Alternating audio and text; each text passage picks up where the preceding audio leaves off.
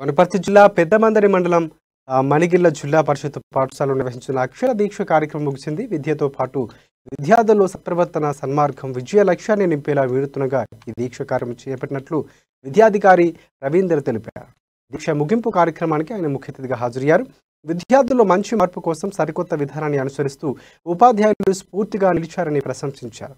41 రోజుల పాటు విద్యార్థులకు అల్పాహారం అందించిన ఆర్టీఎస్ గ్రామాభివృద్ధి సొసైటీ సంస్థ అధ్యక్షురాలు చిన్నమ్మ థామస్ ను అభినందించారు.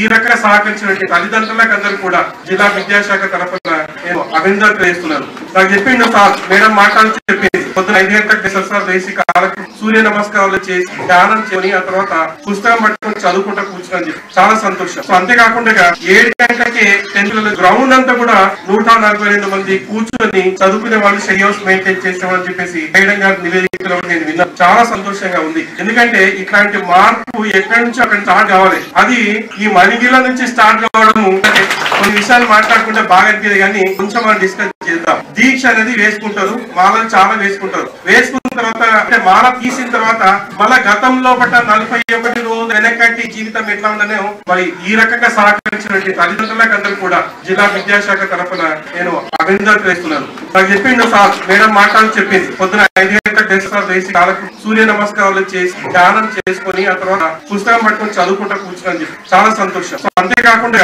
7 గంటలకి 10th పిల్లలు గ్రౌండ్ అంతా కూడా 142 మంది కూర్చొని చదువుకునే వాళ్ళు షెడ్యూల్ హౌస్ మెయింటైన్ చేసేవాళ్ళని చెప్పేసి మేడం గారి నివేదికలో నేను